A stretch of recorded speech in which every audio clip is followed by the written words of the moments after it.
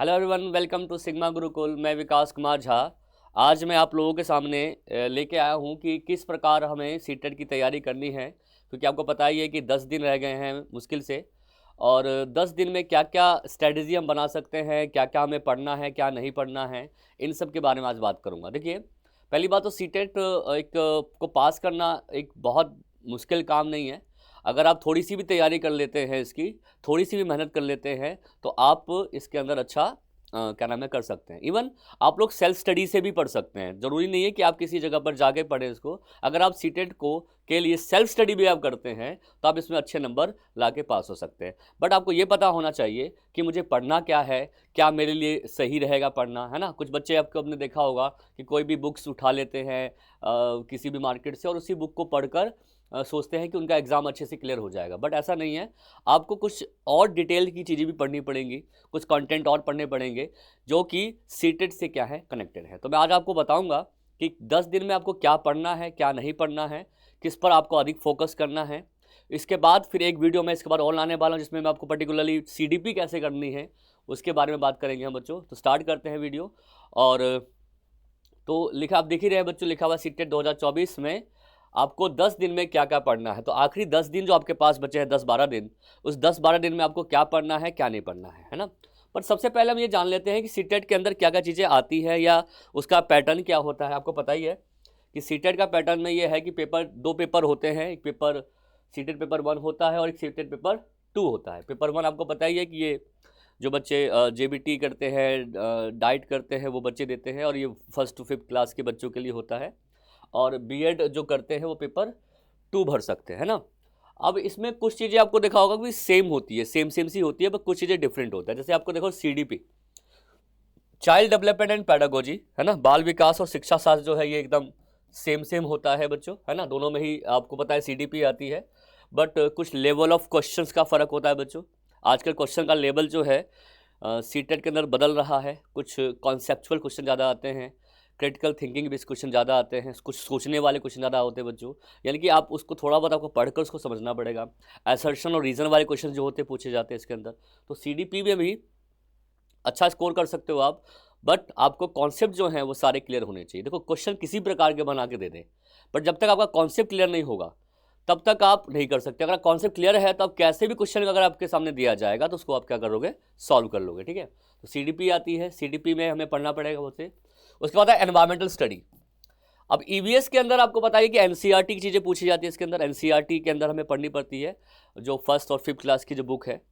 और आपको पता है कि ईवीएस के अंदर भी ना बहुत सारी चीज़ें नई नई आ गई हैं बच्चों। और ये बेसिकली इसमें क्या है, थीम बेस्ड चीज़ें आ गई हैं। तो आपको पता ही है, तो थीम बेस्ड चीज़ें पढ़नी है आप लोगों को। जैसे कि आप फूड के बारे में पढ़ेंगे इसमें, है ना। फूड क्या है, शेल्टर क्या है ना, शेल्टर क्या होते हैं, ट्रैवलिंग क्या होता है ना, ये सब चीज़ के बारे में पढ़ेंगे आप लोग।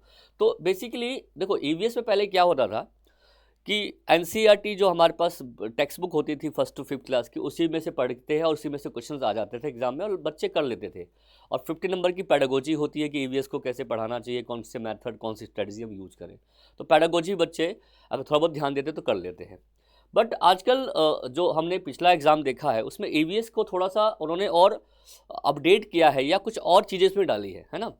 जैसे कि जैसे पूछा गया था कौन सी जगह पर क्या फूड खाया जाता है ना। जैसे हिमाचल में कौन से फूड फेमस हैं, है ना, कौन से चावल खाया जाता है, तो ऐसे क्वेश्चन भी देखे गए हैं।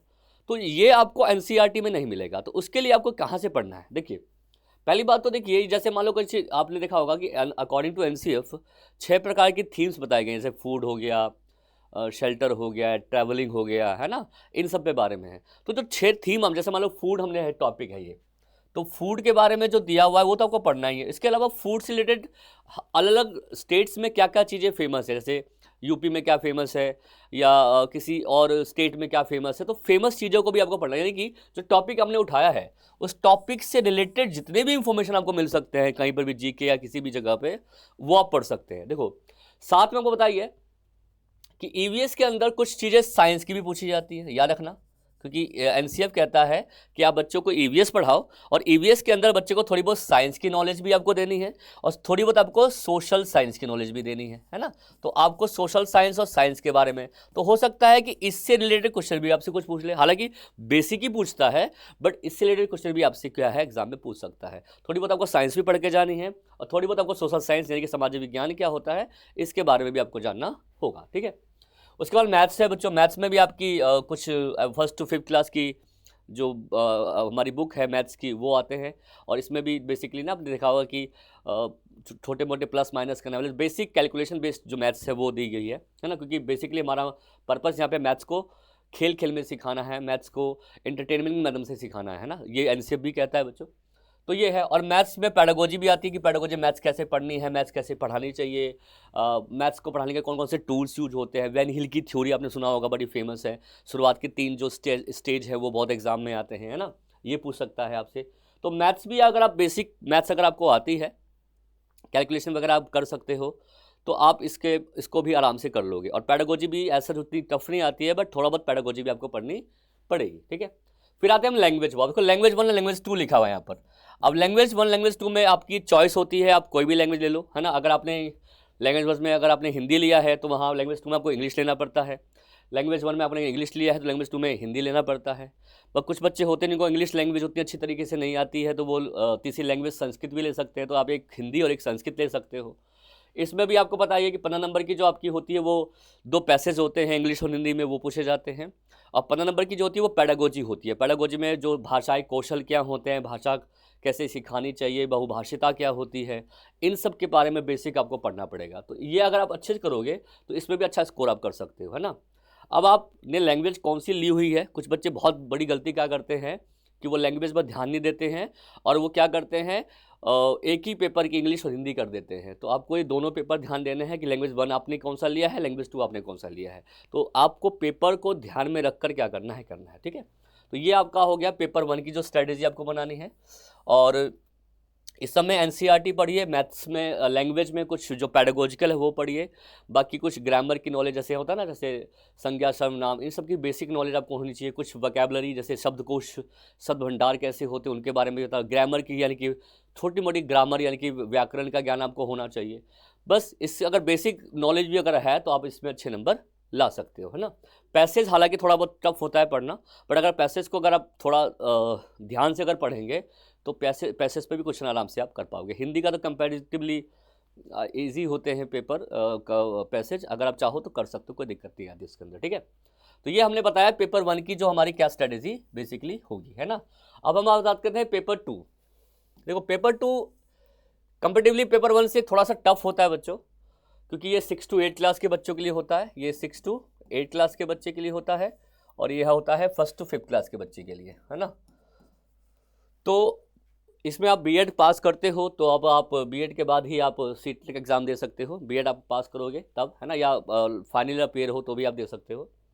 अब सीडीपी जो है, सीडीपी आपको पता है चाइल्ड डेवलपमेंट होता है, ये 30 नंबर की आती है, सेम होता है बच्चों, है ना। इसमें भी कुछ इंपॉर्टेंट क्वेश्चन ऐसे इंटेलिजेंस है, लर्निंग है, इवेल्युएशन है ना, इस सब टॉपिक पर आपको पढ़ना पड़ेगा। इंटेलिजेंस पे आप एक क्वेश्चन पूछा जाता है, थ्योरी ऑफ डेवलपमेंट में पियाजे वाइगोस्की कॉलबर्ग, ये सब बेसिक है जो आपको इसके बारे में पूछेगा एग्जाम में, तो ये आपको करना पड़ेगा इसके अंदर, ठीक है। उसके बाद फिर ये मैथ साइंस आप ले सकते हो, या तो मैथ साइंस लेते हैं या तो हम ले सकते हैं 60 नंबर की एसएसटी। अब एसएसटी में याद रखना 20 मार्क्स का आपका पैडागोजी होता है। अब तो इसमें भी आपने देखा होगा कि आपने अगर लास्ट ईयर का पेपर देखोगे तो एसएसटी थोड़ी सी ज़्यादा ही घुमा के दी हुई थी, घुमा के इन द सेंस कि कुछ डीपली चीज़ें पूछी गई थी। तो हालांकि थी तो एनसीईआरटी की बुक, है ना, तो इसमें भी आपको एनसीईआरटी की जो है 6 to 8 क्लास की जो टेक्स्ट बुक है उसी को पढ़ना है। इसको पढ़ने पर ही आपको 40 नंबर की तैयारी हो पाएगी, और 20 नंबर में आपको पैडागोजी पढ़नी है। पैडागोजी में साइंस, सोशल साइंस क्या होता है, एनसीएफ ने सोशल साइंस के बारे में क्या कहा है, सोशल साइंस की टेक्स्ट बुक कैसी होनी चाहिए, है ना, उसका इवैल्यूएशन कैसे होना चाहिए, है ना, ब्लूम ने जो है किसी ऑब्जेक्टिव के बारे में क्या कहा है, इसके अलावा क्या ऑब्जेक्टिव्स है एसएसटी पर सोशल साइंस पढ़ाने के, क्या एम है ना। तो इन सब के बारे में कौन कौन से मैथोलॉजीज मेथड्स यूज कर सकते हैं, हिस्ट्री को कैसे पढ़ाना चाहिए, ज्योग्राफी कैसे पढ़ाएं हम, पॉलिटिकल साइंस कैसे पढ़ाएं हम, है ना, इकोनॉमिक्स कैसे पढ़ाएं, तो इन सब के बारे में थोड़ा बहुत आपको नॉलेज लेनी पड़ेगी। तो अगर आप बेसिक चीज़ें भी पढ़ लेते हैं तो अभी आप इसके में अच्छे नंबर ला सकते हैं, है ना। सेम मैथ्स और साइंस में भी है। मैथ्स में वही आपकी कुछ न्यूमेरिकल्स होते हैं, बट जो आपको यहाँ पे मैथ्स होगी वो 6 to 8 क्लास की मैथ्स होगी, है ना। यानी कि यहाँ पे आपको थोड़ा अपर लेवल का मैथ्स होगा, थोड़ा बहुत हो सकता है कि अलजेब्रा, डेसिमल या कुछ और चीज़ें भी इसमें ऐड हो सकती है मैथ्स के अंदर। साइंस में तो 6 to 8 क्लास की साइंस है, उसमें आपको पढ़ना पड़ेगा। कुछ हो सकता है बायो की चीज़ें भी पूछ ले, कुछ आपकी हो सकता है केमिस्ट्री की कुछ चीज़ें हो सकता है, फिजिक्स की चीज़ें भी आपको इसमें पूछ सकता है ना। लैंग्वेज 1 सेम है, लैंग्वेज जो पेपर 1 है इसमें भी लैंग्वेज 1 आप या तो हिंदी लेते हो, है ना। आपने हिंदी अगर लिया है तो यहाँ पे आप क्या लोगे, लैंग्वेज 2 में इंग्लिश लोगे, है ना। और सेम है, अगर आपने यहाँ पर लैंग्वेज 1 में इंग्लिश लिया है तो लैंग्वेज 2 में आप हिंदी लोगे, है ना। और जो बच्चा हिंदी इंग्लिश का नहीं है, इंग्लिश की जगह पर वो संस्कृत भी ले सकता है। अब उनकी चॉइस पर डिपेंड करता है बच्चों। यहाँ पे एक चॉइस और है क्या, मैं तो मैथ साइंस लो या तो आप क्या ले लो SST। तो ये डिपेंड करता है कि आपकी किस पे डिमांड, मतलब किस पे कमांड अच्छी है ना। कुछ बच्चे मैथ साइंस बैकग्राउंड के होते हैं, कॉमर्स बैकग्राउंड के होते हैं तो मैथ साइंस लेते हैं। कुछ बच्चे आर्ट्स बैकग्राउंड के होते हैं तो वो सोशल साइंस या सोशल स्टडी SST लेते हैं ना। तो दोनों जहाँ जो आपको चॉइस हो वो ले सकते हो। यहाँ पे जनरली कोई चॉइस नहीं मिलती आपको, यहाँ पर क्या है आपको चॉइस मिलती है ना। तो अगर आप हर सब्जेक्ट की थोड़ी थोड़ी अच्छी जानकारी ले लेंगे तो 90 मार्क्स तो मिनिमम आपके आ ही जाएंगे। लेकिन देखो 90 मार्क्स के लिए अगर आप पढ़ोगे तो 90 मार्क्स से हमेशा कम ही आएंगे। आपको पढ़ना है 130 140 के लिए, 140 की तैयारी आप रखोगे तब जाके आप जो है 110 115 पर आ पाओगे, है ना। अगर आप 90 की सोच के जाओगे कि 90 ला के मुझे सिर्फ केवल पास होना है तो फिर 90 लाना बहुत मुश्किल होता है बच्चों। कि हम एक्सपेक्ट जो करते हैं उससे हमारा नंबर कम ही आते हैं, ऊपर नहीं आते। तो क्योंकि हम उसी के अकॉर्डिंग तैयारी करते हैं। अगर आपको सिर्फ 90 लाना है ना तो 90 के अकॉर्डिंग आप तैयारी करोगे, बट आपको अगर एम होगा 130 लाने का तो 130 के लिए तैयारी करोगे। रोज़ पढ़िए, 4 घंटे 5 घंटे भी अगर पढ़ते हैं तो भी सही है ना। और हर सब्जेक्ट्स के ऊपर ध्यान दीजिए। जैसे SST है तो SST के NCERT आप अच्छे से पढ़िए, समझिए उसको, है ना। आप मैथ्स के जो बेसिक कैलकुलेशन कीजिए, है ना, पैडागोजी कीजिए। तो आप इसको सबको अच्छे तरीके से करेंगे तो आपका एग्जाम में अच्छा परफॉर्मेंस हो जाएगा। 10 दिन भी अगर आप इसको दे देते हो अच्छे तरीके से हर सब्जेक्ट्स को, आप एक अच्छी पर्टिकुलरली एक रेगुलेशन बना लीजिए कि मुझे क्या क्या चीज़ पढ़नी है। CDP भी पढ़नी है, मैथ्स भी पढ़नी है, इंग्लिश भी पढ़ना है, सबको पढ़ना है हमें। और सब पे हमें क्या करना है, ध्यान देना है ना। ऐसा नहीं कि आप केवल वो सोचोगे SST 60 नंबर की है तो SST पे फोकस कर रहा है। फिर क्या होता है कि SST अच्छे से हो नहीं पाती है तो हमारा जो माइंड होता है उस समय काम नहीं कर पाता है। तो आपको किसी एक चीज़ को फोकस नहीं करना, आपको सबको फोकस करना है। दूसरी बात सबसे बात यह है कि बच्चा सोचता है कि सबसे पहले मैं मैथ्स कंप्लीट कर लेता हूँ क्योंकि मैथ्स कैलकुलेशन वाली होती है, टाइम लगता है, और बाकी सब्जेक्ट को छोड़ देते। तो मैथ्स में इतना टाइम लगा देते हैं बच्चे कि बाकी सब्जेक्ट वो कर ही नहीं पाते हैं। तो आपको ऐसा नहीं करना है। आपको क्या करना है, आपको सबको वो प्रेफरेंस देनी है। दूसरी बात ये कि जो सबसे ईजी लगता है आपको उससे आप स्टार्ट कीजिए, वो आपको कॉन्फिडेंस भी देगा। जैसे मान लो आपको CDP अच्छी लगती है तो CDP से स्टार्ट कीजिए, मैथ्स अच्छी लगती है तो मैथ्स से स्टार्ट कीजिए। आपको लगता है कि मैथ्स अच्छे से कर सकता हूँ मैं, तो जिस सब्जेक्ट में जिस टॉपिक पर आपको कमांड ज़्यादा है उसको आप पहले वो कीजिए। ऐसा नहीं कि आप सीरीज से ही चलेंगे कि पहले CDP करूँगा फिर मैथ्स करूँगा, ऐसा नहीं है। जो पोर्शन आपको लगता है कि आपका अच्छा इंटरेस्ट, ज़्यादा अच्छी कमांड है, आप उससे स्टार्ट कर सकते हो, ठीक है। तो ये मैंने कुछ स्ट्रेटजी बताया आपको कैसे करना है इसके अंदर, कुछ कैसे सब्जेक्ट पढ़ने हैं, कहाँ कहाँ से पढ़ने हैं। NCERT ही बेस्ट रहती है। NCERT आप 6 to 8 क्लास की पढ़ो, 1st to 5th क्लास है तो वो पढ़ सकते हो आप। जिनका कुछ बच्चों का दोनों पेपर होता है तो दोनों पर ध्यान देंगे बच्चों, है ना, हो जाएगा। तो NCERT पढ़ना है, इससे आगे आपको कुछ नहीं पढ़ना है, अलग से कुछ बुक नहीं पढ़नी है। हाँ, हो सकता है EVS के लिए कुछ अलग आप कंटेंट आपको निकालना पड़े क्योंकि EVS थोड़ा सा एडवांस होने लग गया बच्चों, ठीक है। तो ये मैंने आपको बताया।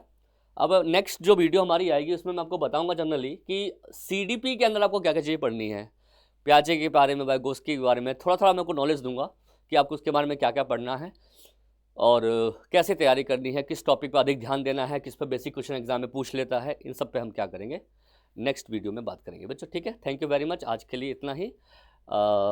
10 दिन रह गए हैं, अगर अच्छे से मिल जाओगे, आप लग जाओगे ना तो CTET ईजिली पास होगा। क्योंकि CTET पास करना सबसे ईजी टास्क होता है बच्चों, पर थोड़ी बहुत मेहनत की आवश्यकता होती है बच्चों, ठीक है। तो मिलते हैं नेक्स्ट वीडियो में। Thank you very much.